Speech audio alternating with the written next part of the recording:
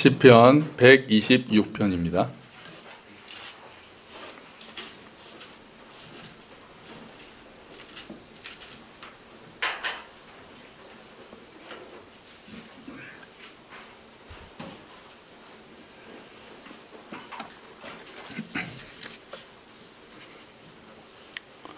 우리 한 목소리로 읽겠습니다. 126편입니다.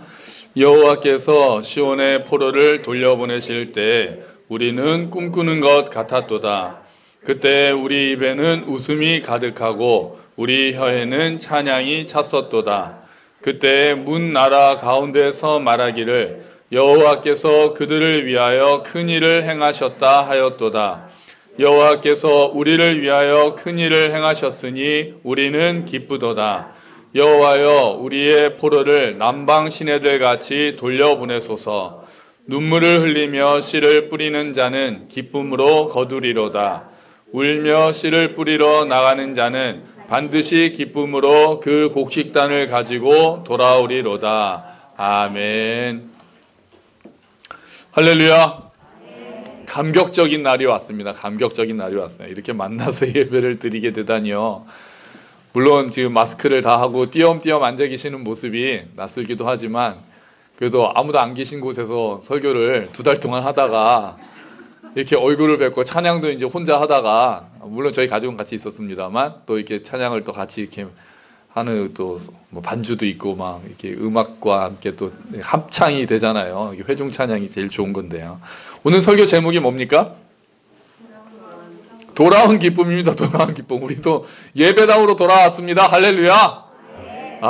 예배당으로 돌아왔습니다. 우리 모두에게 돌아온 기쁨이 가득합니다. 우리에게 그냥 돌아온 기쁨이 가득합니다.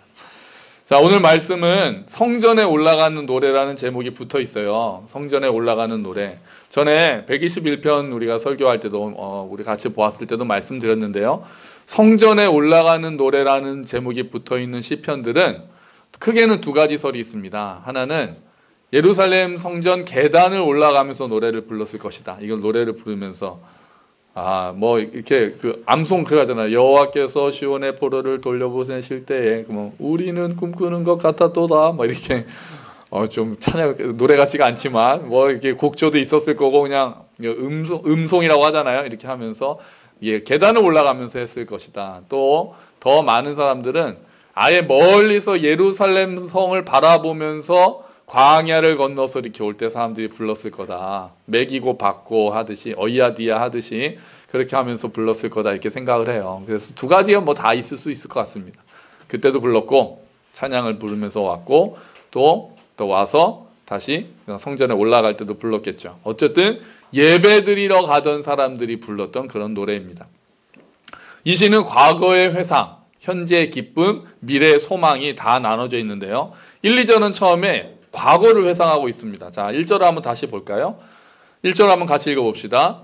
여호와께서 시온의 포로를 돌려보내실 때 우리는 꿈꾸는 것 같았도다. 여기서 시온의 포로를 돌려보내실 때, 그러니까 과거를 회상하는 거예요. 그때 여호와께서 돌려보내실 때. 자, 남유다는 BC 586년에 바벨론에게 멸망합니다. 우리 주보를 한번 볼까요? 주보에 멸망할 때 얘기를 잠깐 써놨습니다. 역대하 36장 19절 20절이 멸망하는 얘기입니다. 쉬운 성경인데 제가 읽어드릴게요. 느부갓네살과 그의 군대는 하나님의 성전에 불을 질렀습니다.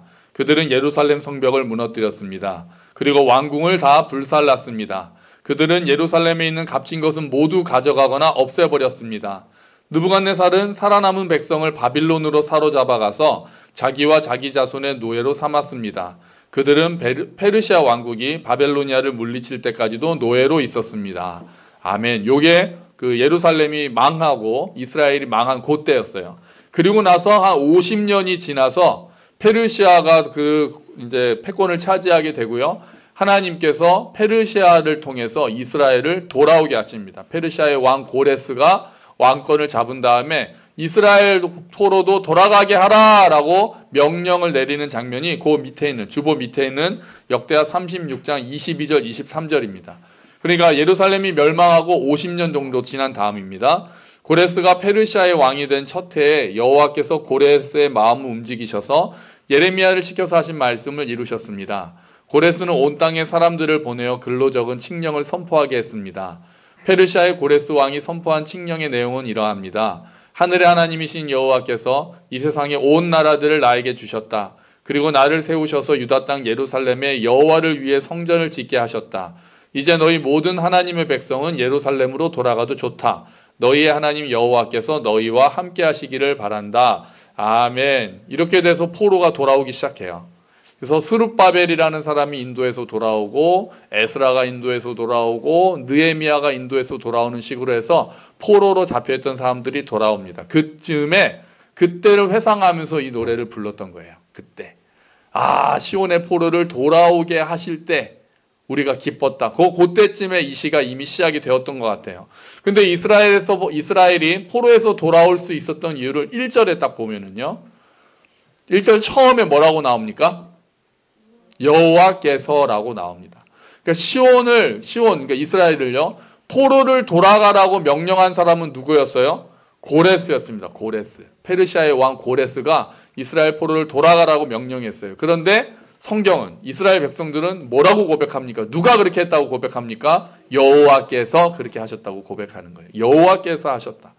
포로 귀환 명령을 내린 사람은 이방 왕 고레스지만 그 또한 하나님께서 통로로 사용하셨고 궁극적으로 이스라엘을 포로에서 돌아오게 하신 분은 하나님이시다라고 고백하고 있는 거예요. 아까 읽었던 우리 역대하에서도 여호와께서 고레스 왕의 마음을 움직이셔서라고 표현하잖아요. 하나님께서 하신 겁니다. 고레스를 우리가 사람들이 볼 때는 고레스 왕이 포로에서 돌려보냈어 라고 얘기할 수 있지만 믿음의 눈으로 보면 하나님께서 고레스 왕을 통해서 명령하셨다라고 고백하는 거죠. 이것을 더 자세히 고백하는 게 3절이에요. 126편 3절이요. 3절 한번 같이 읽어봅시다. 여호와께서 우리를 위하여 큰일을 행하셨으니 우리는 기쁘도다. 여호와께서 우리를 위하여 큰일을 행하셨다. 또 여호와께서죠. 큰일을 행하셨다. 우리는 기뻤다. 지금 우리는 기쁘다. 하나님께서 포로 귀환이라는 엄청난 큰일을 이스라엘을 위해서 행하셨다. 그래서 우리는 기쁘다 라고 얘기를 하는 거예요. 2절에는 아예 문 나라들도 그렇게 얘기한다. 이방 나라들도 우와, 여호와, 이스라엘의 신 여호와가 그런 일을 행했네 라고 깜짝 놀랐다는 거예요. 그러니까 다른 나라 사람들도 인정할 정도로 여호와께서 하셨다는 게 분명하다는 거예요. 자, 겉으로 보이기에는 사람이 하는 것 같지만 여호와께서 하셨다라고 인정하는 것은 뭐를 인정하는 심리라고 합니까? 그런 우리가 믿음의 고백이라고 합니까? 여호와의 섭리를 인정한다라고 우리는 고백을 합니다. 우리들에게 일어난 일들이 우연히 일어난 일들은 아니라는 거죠. 그 배후에 하나님께서 계신다는 거죠. 우리에게 일어난 일들이 그냥 나를 힘들게 하고 나를 어렵게 하거나 또 나에게 좋은 일이 일어났을 때 이게 그냥 일어난 일이라고 받아들이는 게 아니라 하나님께서 이 사건을 통해서 나에게 말씀하신다. 하나님께서 이 일을 통해서 어떤 일을 행하신다라고 믿고 그렇게 믿음을 고백하는 것을 여호와의 섭리, 하나님의 섭리를 믿는 신앙이라고 이야기를 하는 거예요. 하나님께서 일들을 다 일부러 일으키셨다라고까지 우리가 이야기할 수는 없지만 어떤 재난을 하나님이 일부러 일으키셨다라고 이야기하기는 어렵지만 그 일을 통해서도 하나님께서 일을 행하고 계신다. 이건 미묘하게 달라지잖아요. 어떤 일은 우리의 죄 때문에 일어나는 일도 있고 세상이 뒤틀려져 있기 때문에 일어나는 일도 있지만 그 일을 통해서도 하나님께서는 어떤 일을 하고 계신다라는 것을 믿는 것이 하나님의 섭리라는 거죠. 궁극적으로는 모든 것이 하나님의 주권 아래에 있다라는 것을 고백하는 그것을 하나님의 섭리를 믿는 신앙이라고 합니다. 여러분, 우리가 다시 이렇게 예배를 드리는 것도 하나님의 도우심이었다고 우리는 믿습니다. 우리가 예배를 드릴 수 있는 것도 뭐 코로나 방역을 잘해서 뭐 쉬고 뭐 좀 이렇게 되고 사회적 거리두기도 약간 완화되고 이런 것들도 우리가 눈에 보이는 이유가 되겠지만 궁극적으로는 결국 하나님께서 우리의 기도를 들어주셔서 우리가 다시 예배 드릴 수 있게 해주셨다고 믿습니다. 그래서 우리는 하나님을 찬양하는 자들이 되는 겁니다. 그때 사람들의 마음이 어땠다고 고백합니까? 1절에는 뭐 하는 것 같았다고 그래요. 우리는 뭐 하는 것 같았다? 꿈꾸는 것 같았다. 너무 좋았었다는 거예요. 이스라엘이 포로에서 해방돼가지고 이스라엘로 돌아와서 예루살렘으로 돌아와서 찬양하면서 막 예배 드릴 때 너무 좋았다는 거예요. 꿈꾸는 것처럼. 우리나라 광복 때도 마찬가지였을 거 아니에요. 50년, 우리나라는 35년, 또 이스라엘은 50년 넘도록 포로로 잡혀 있다가 어느 날 갑자기 돌아가라는 명령이 뚝 떨어졌을 때 정말 이게 막 꿈이냐 생시냐 서로 꼬집어보고 막 그러지 않았겠습니까? 그런 것처럼 그때는 우리가 꿈꾸는 것 같이 진짜 막 너무 좋았었다는 거예요. 이런 날이 실제로 오다니라고 하면서 꿈꿨다는 거예요. 저도 오늘 오면서 이게 꿈이냐 생시냐 우리가 뭐 2달밖에 되진 않았지만 또 모여서 예배를 드린다는 사실이 얼마나 좋았는지요. 하면서 얼마나 기뻐했겠습니까? 그때는 또 어떻게 했다고 그럽니까? 2절에 보니까 우리 그때 계속 그때로 회상하는 거예요. 우리 입에는 웃음이 가득하고 우리 혀에는 찬양이 찼었도다. 아멘. 여러분의 입에 지금 마스크가 다 있어서 보이지 않지만 입에 웃음이 가득한 줄로 믿습니다. 가득하시죠? 물론 가득하지 않은, 오랜만에 아침 일찍 일어나서 힘든 사람들도 있다는 거 인정합니다. 그래서 오는 동안에 아까 다 만났는데 마스크를 쓰고 있었지만 입에는 웃음이 가득하고 또 꽃들도 구름도 바람도 넓은 바다도 하나님을 찬양하듯이 우리의 입에는 또 찬양이 가득하게 되는 거죠. 여러분, 눈만 봐도 웃음이 가득하다는 것은 우리가 알 수 있겠습니다. 오늘 이 본문을 택한 이유는 돌아온 기쁨 때문에 그렇습니다. 다시 예배를 드리러 돌아온 기쁨이, 공동체가 회복된다는 것에 대한 기쁨이 너무 컸던 거예요. 이 이스라엘 백성들이 그때를 생각하는 거예요. 지금도 생각하는 거예요. 다시 돌아와서 공동체가 회복되고 다시 모여서 찬양하고 예배드릴 수 있다는 게 너무 기뻤기 때문에, 너무 좋았던 것들을 회상하는 그 노래이기 때문에 오늘 우리가 이 본문을 보면서 우리가 다시 예배를 드릴 수 있는 것 자체가 하나님의 큰 은혜임을 기억하고, 이게 얼마나 소중한 일인지를 다시 한번 기억하는 시간이 되기 위해서 우리가 이 본문을 보고 있는 겁니다. 우리도 포로에서 돌아온 사람들이죠. 우리도 코로나의 포로에서 돌아온 사람들이고, 온라인으로 예배를 드리긴 했지만 한계가 많잖아요. 얼굴과 얼굴을 마주보지 못하고 온라인으로 교제한다는 게 한계가 많잖아요. 그래서 우리가 이렇게 돌아온 기쁨이 이렇게 함께 드리는 예배를 대체할 수 없기 때문에 우리가 기쁨으로 예배를 드릴 수 있는 겁니다. 이렇게 다시 모여서 예배를 드릴 수 있게 해주신 하나님께 감사합니다. 감사합니다. 그리고 이렇게 여러분 잊지 않고 모여주신 여러분께도 감사드립니다. 자, 3절은 현재 모습이에요. 현재 모습. 과거를 생각하는 시인의 마음이 지금도 기쁘다는 거예요. 지금도 우리를 위하여 큰 일을 행하셨으니 우리는 기쁘도다. 지금도 너무 기뻐요. 생각해보면 하나님이 이스라엘을 위해서 큰 일을 행하셨던 걸 보면서 기뻐하는 일들이 있어요. 어떤 일들을 행하셨어요? 대표적으로 출애굽이 있었어요. 홍해를 가르고 이스라엘 백성들을 그 홍해 사이를 걸어서 이집트를 나와서 약속의 땅으로 걸어가는 그 놀라운 일을 행하셨어요. 그때도 미리암과 여인들이 소고를 치면서 하나님을 막 찬양하는 장면이 있었습니다. 또 어떤 일들이 있었습니까? 이스라엘 백성들이 이렇게 홍해를 건넌 다음에 그렇게 노래를 했고, 또 다윗을 통해서 다시 나라가 회복이 되고, 그런 일들을 행할 때마다 하나님께서 큰 일을 행하셨다는 것을 기뻐하면서 노래하고 찬양하듯이 우리 교회도 그런 큰 일을 또 생각하게 되는 거예요. 우리들도 큰 일이 있었죠. 개척을 하는 예배 때도 생각이 나고, 우리가 이곳으로 와서 이전 예배를 드리는 것도 생각납니다. 그때도 지금처럼 옆방에서도 예배 드렸었어요. 이전 예배 드릴 때 기억하십니까? 그때 우리가 뭐라 그랬었냐면은, 앞으로 사람이 많이 늘면 교육관에서도 예배를 드리면 되겠다라고 그랬는데, 사람이 늘어서가 아니라 자리를 띄어 앉아서 지금 교육관에서 예배를 드리게 됐어요. 지금 교육관에 얼마나 와 계시는지 모르겠지만 또 3년 만에 교육관 예배까지, 또 지금 집에서 현장 예배를 드리고 계시는 분들도 계시고, 우리가 다시 이렇게 예배를 드리게 되었습니다. 그렇게 하나님께서 하셨던 일들, 큰 일을 행하셨던 일들을 기억하면서 기뻐하는 거예요. 지금 이스라엘 백성들은 기억하면서. 여러분 개인적으로도 하나님께서 큰 일을 베푸신 것들을 기억하고 있는 사건들이 있으십니까? 개인적으로 그 사건들, 우리 가정에 하셨던 일들, 여러분 그것들 정말, 이 일은 정말 하나님이 하셨다라고 하면서 기뻐하실 만한 일들, 가정마다 그런 일들이 많아지기를 축원합니다.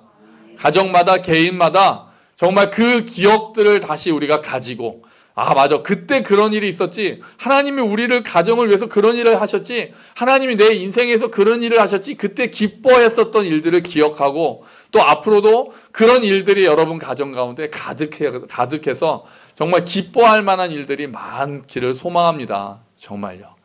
정말 우리 안에 교회에서나 가정에서나 하나님이 여호와께서 큰 일을 행하셨도다라는 고백이 가정마다 넘치기를, 그래서 낙심할 때마다 우리가 회복되고 지금도 살아계셔서 하나님께서 함께 하시다는 것을 기억하는 저와 여러분이 되시기를 축원합니다. 근데 하나님께서 우리를 위해서 하신 큰 일 중에서 가장 큰 일이 무엇이었습니까? 예수님께서 이 땅에 오셔서 십자가에서 달려 돌아가셨다는 것보다 큰 일은 없습니다. 예수님께서 죄인인 우리를 위해서 십자가에 달려 돌아가셨습니다. 그리고 부활하셨습니다. 우리가 너무 많이 듣고 우리가 너무나도 잘 알고 있어서 우리가 그 기쁨을 자꾸 잊어버릴 수 있지만, 여러분, 이 기쁨 또한 우리 가운데서 회복되기를 소망합니다. 이것이 우리가 잊어서는 안 되고, 우리가 날마다 복음을 우리에게 전하면서, 그래, 예수님께서 나를 위해서 죽으실 정도로 나를 사랑하셨다라는 것을 잊지 말고, 그 기쁨이 우리 안에 아침 말씀을 묵상하고 성경을 읽을 때마다 그 기쁨이 우리 안에서 회복되어서 이 기쁨이 끊어지지 않고 계속되기를 주의 이름으로 축원합니다. 그 예수님께서 지금도 살아계셔서 우리와 함께 하신다는 것을 기억하고 슬픔 가운데서도 낙심하지 않고 일어서게 되시기를 정말 소망하고 축원합니다. 그것만큼 우리를 향해서 하신 큰 일은 또 없습니다. 그런데 시인은 미래를 소망합니다. 과거 그때 이런 일이 있어서 우리 그때 너무 좋아했잖아 라고 얘기하고, 우리는 지금도 기뻐, 하나님께서 그런 일을 행하셨으니까 라고 하지만 아직도 끝나지 않은 일들이 있어서 미래를 소망합니다. 우리 4절을 한번 읽어볼까요? 여호와여 우리의 포로를 남방 시내들 같이 돌려보내소서. 아멘. 남방 시내들, 아직도 포로들이 있다는 거예요. 자기들은 돌아왔지만, 나는 돌아왔지만 아직도 바벨론 땅에 포로로 잡혀있는 사람들이 많이 있다는 거예요. 처음에 돌아온 사람들이 그렇지 많지 않았거든요. 50년이나 지났으니까요. 그러니까 그들을 남방 시내들처럼 돌려보내라는 건 어떤 의미입니까? 이스라엘 남방은요, 평소에는 이렇게 물이 없는 것 같이 보이다가, 건기에는 물이 없다가 우기가 되면 물이 오면은 그냥 쏟아져서 그냥 폭포처럼, 계곡처럼 물이 급류가 돼가지고 확 휩쓸고 지나간답니다.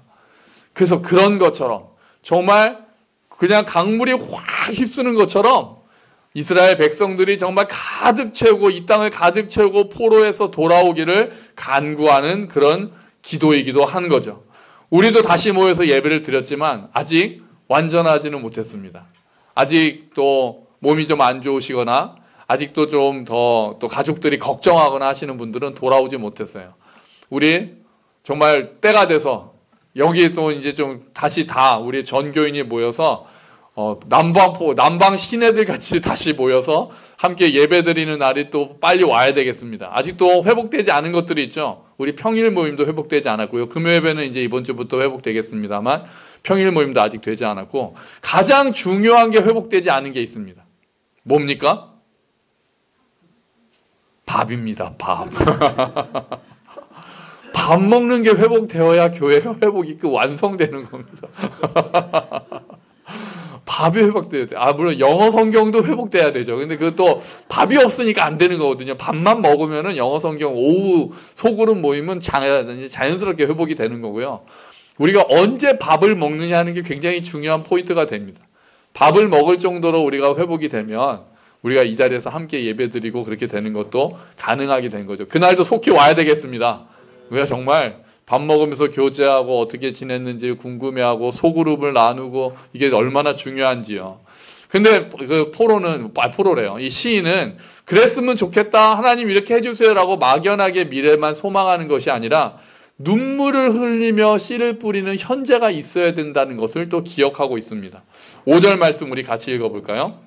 눈물을 흘리며 씨를 뿌리는 자는 기쁨으로 거두리로다. 아멘. 눈물을 흘리며 씨를 뿌리는 현재가 있어야 기쁨으로 단을 거두는 미래가 있을 것이다 라는 것을 기억하고 있는 겁니다. 왜 눈물을 흘리면서 씨를 뿌립니까? 그만큼 씨를 뿌리는 일이 어렵다는 것을 인정하는 거죠. 단조로운 일입니다. 지겨운 일입니다. 과연 이게 열매를 맺을까라고 의심할 만한 일입니다. 하지만 그 열매를 맺을 것을 믿고 단을 거둘 것을 믿고 지금 눈물을 흘리면서 씨를 뿌린다는 거예요. 이스라엘을 재건하는 일이 그랬습니다. 포로 생활에서 돌아오는 게 다가 아니었습니다. 이스라엘 공동체가 회복되고 성전이 지어지고 성벽이 지어지고 그 나라가 다시 하나님께 기뻐하며 예배를 드리는 데까지는 아직도 많은 일들이 남아 있었습니다. 해야 되는 일들이 있고 방해하는 세력들이 있었습니다.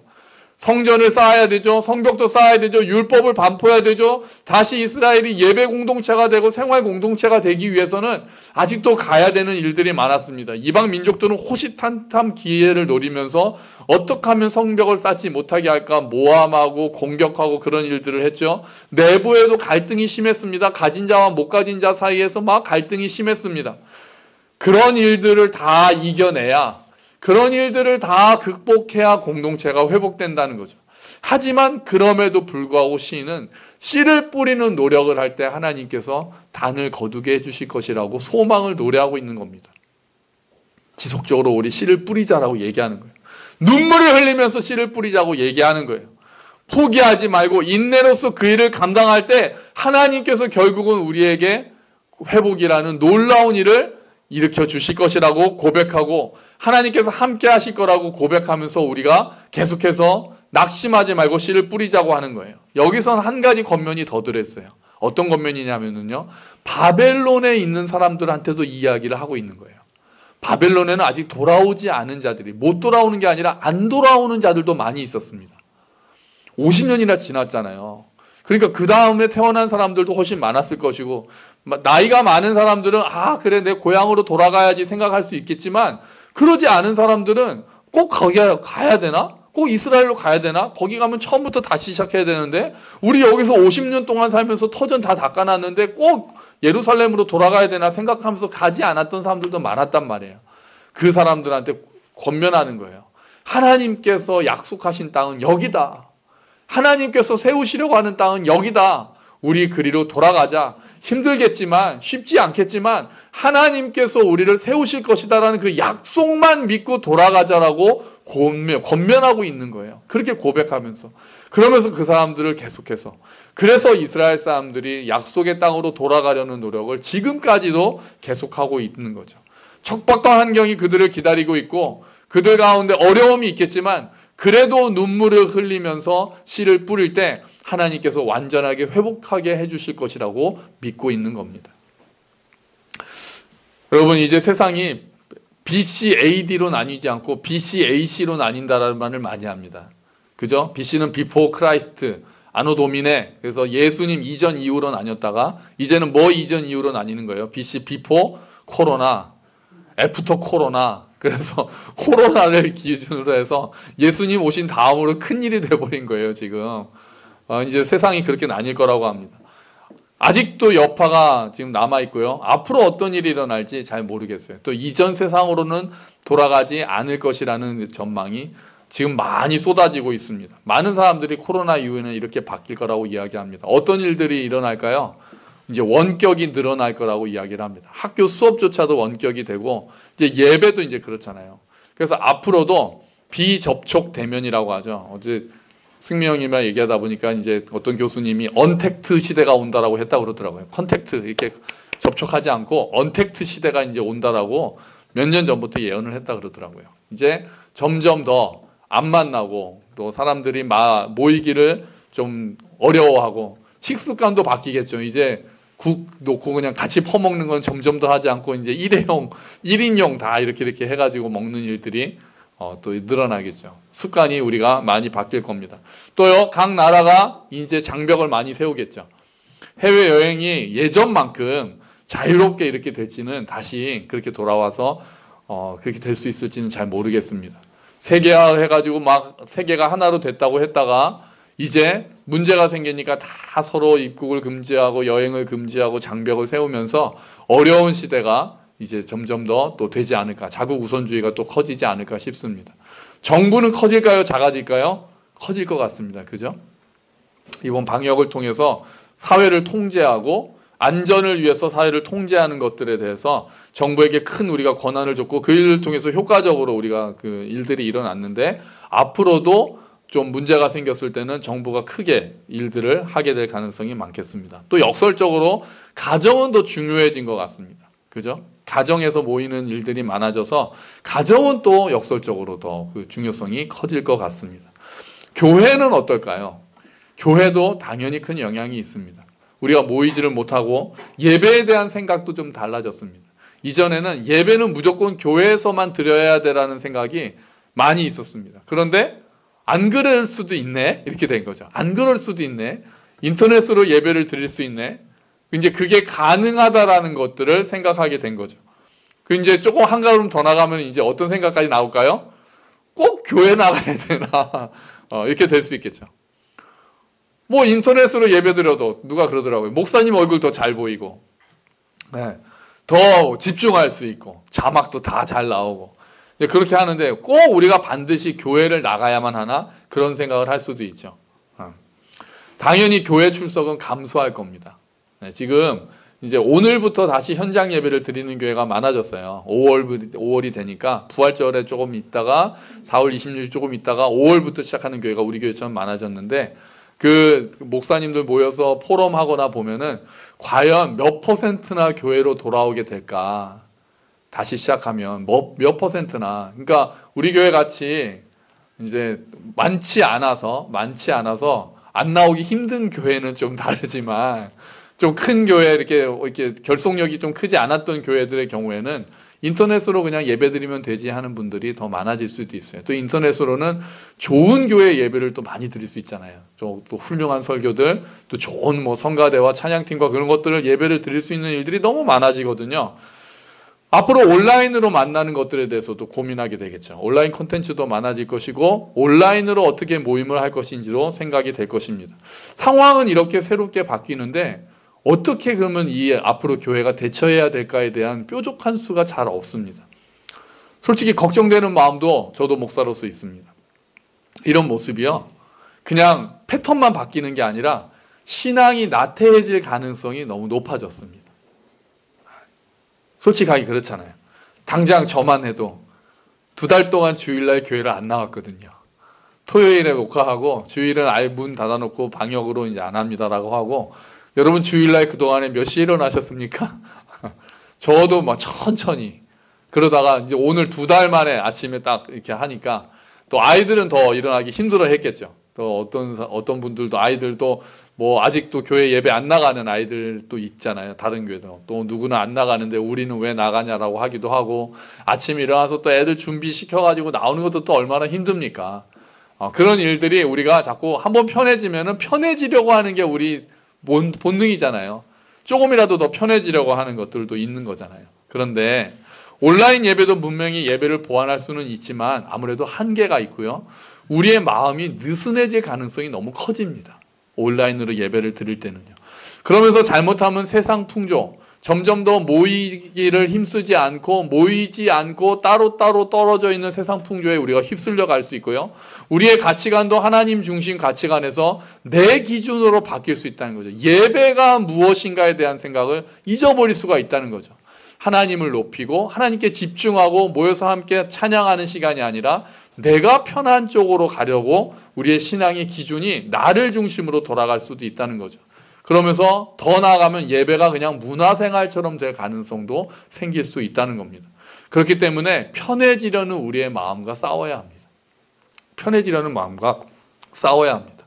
이 세상 풍조가 원격으로 가고 어떻게 간다고 하더라도 우리는 어떤 부분에 있어서는 우리는 시대에 역행할 필요도 있다는 겁니다. 우리 성경 말씀 주보에 보시면은요, 로마서 12장 2절 말씀입니다.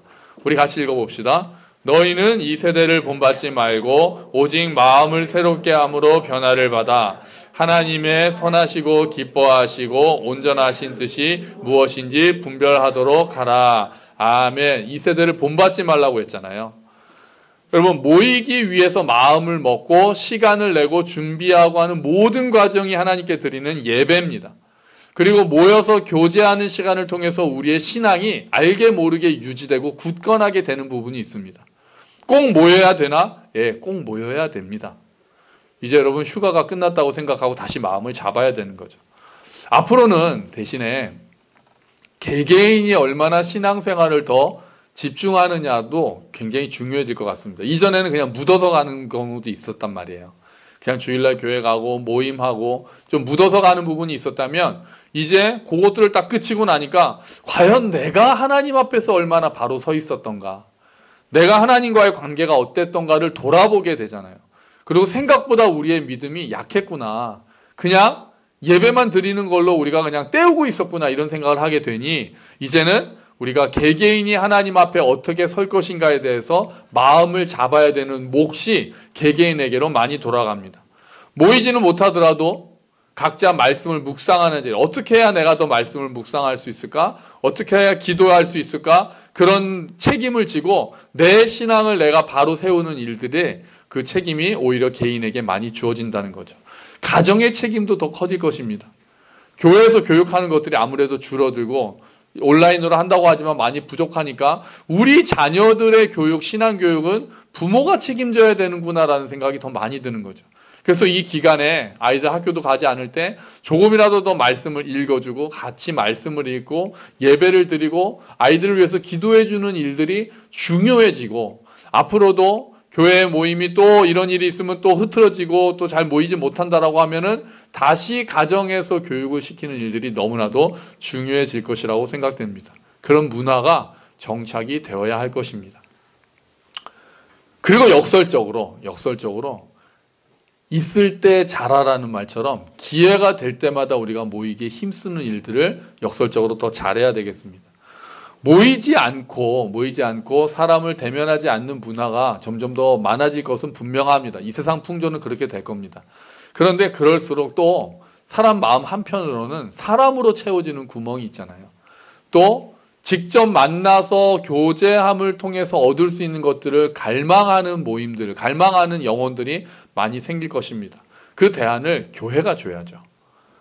그래서 모일 수 있을 때는 뭐 또 다시 방역해야 되고 또 그럴 때는 어쩔 수 없는 부분이 있겠지만, 모일 수 있을 때는 우리가 평소보다 더 모이기에 힘써야 되겠구나라는 생각을 하게 됩니다. 모이기에 힘쓰고, 이게 언제나 뭐 늘 모이면 되지 이게 아니라 좀 더, 야 어쩌면 다음 주부터 우리가 못 모일 수도 있어. 이게 갑자기 그렇게 됐었잖아요. 다음 주부터는 예배를 못 드릴 수 있어. 언제 또 우리가 모이지 못할지도 몰라라고 생각이 된다면, 모일 수 있는 기회가 되면 우리가 마음을 모아서 모이고 그때 축적을 좀 해놔야 되는 거예요. 충전을. 나중에 또 우리가 모이지 못하고 할 때 방전되지 않도록 우리가 할 수 있을 때 힘써서, 모이기에 힘써서 우리가 예배를 드리고 교제를 함으로써 충전하는 모습들도 필요하다는 거죠. 얼마나 이것이 소중한지를 깨닫고 모이기에 힘쓰는 공동체가 되어야 할 겁니다. 여러분, 감사하게도 코로나 사태가 많이 진정이 되었습니다. 우리 교회 생활도 밥 먹는 것까지 빨리 회복돼야 되겠죠. 모여서 예배를 드리지 못하고 있는 중에서도 눈물로 씨를 뿌려주신 모든 분들께 감사드립니다. 여기 교회에 한 달 동안 매일 나와서 예배드리고 기도하면서 씨를 뿌리신 분들도 계시고, 가정에서 자녀들을 위해서 기도하면서 씨를 뿌린 분들도 계시고, 각자 처소에서 또 하나님 앞에서 씨를 뿌린 분들이 계신 줄로 믿습니다. 온라인으로 말씀 통독을 이어간 사람들도 있고요. 서로 연락하고 안부를 묻고 기도해 주신 분들도 있죠. 이게 모두가 다 눈물로 씨를 뿌리는 작업들이었습니다. 앞으로 상황이 어떻게 될지 모르겠지만, 앞으로 또 이런 사태가 또 찾아온다라고 이야기를 하지만, 어떤 상황에서도 각자가 있는 자리에서 눈물로 씨를 뿌리는 일들은 계속되어야 할 것입니다. 그럴 때 하나님께서 원하시는 그 공동체의 회복은 결국은 일어나게 될 것입니다. 왜냐하면 하나님께서 그 눈물로 뿌리는 씨를 보시고 그 눈물을 보시고 이루어 주실 것이기 때문입니다. 형태는 바뀔 수 있을지도 모릅니다. 하지만 교회를 사랑하는 마음, 하나님을 사랑하는 마음이 우리가 모인다면 그 공동체는 다시 유지되고 다시 회복될 것으로 믿습니다.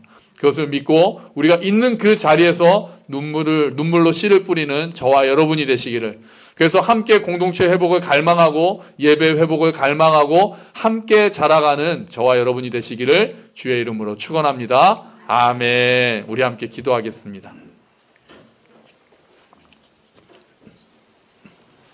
하나님, 다시 모인 기쁨을 맛보게 해주셔서 감사합니다.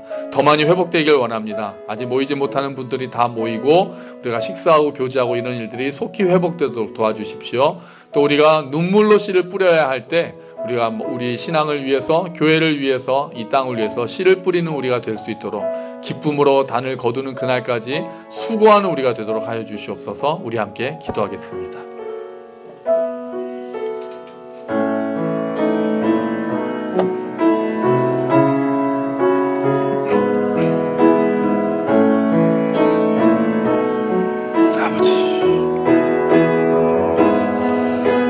감사합니다.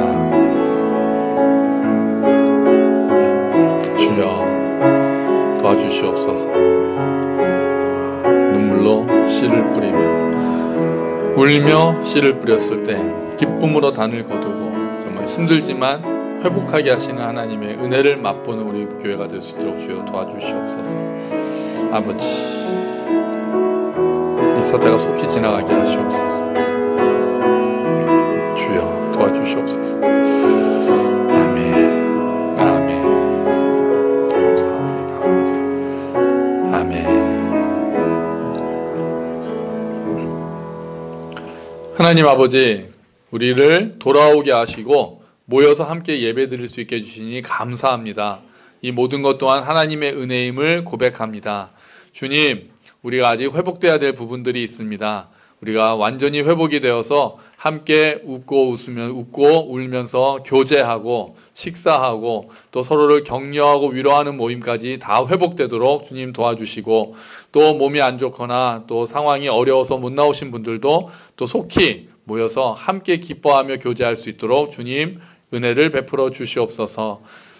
기쁨으로 단을 거두기 위해서는 눈물로 씨를 뿌려야 되겠습니다. 하나님, 사태가 많이 바뀌고 앞으로 세상이 바뀔 때 우리가 어떻게 씨를 뿌려야 할지를 고민하게 됩니다. 공동체를 회복하고 우리 가정을 세우고 우리 각자가 신앙이 자라기 위해서 뿌려야 할 씨들, 기도의 씨를 뿌리고 말씀의 씨를 뿌리는 일들을 우리가 지혜롭게 할 수 있도록, 게을러지지 않고 우리가 다시 한번 마음을 잡고 씨를 뿌리는 삶을 일상에서 우리가 할 수 있도록, 가정에서 할 수 있도록 주님 은혜를 베풀어 주시옵소서. 그래서 공동체가 회복되고 우리가 바로 서는 기쁨으로 단을 거두는 날이 오도록, 그날이 올 때까지 우리가 수고할 수 있는 힘을 주시고 인내를 허락하여 주시옵소서.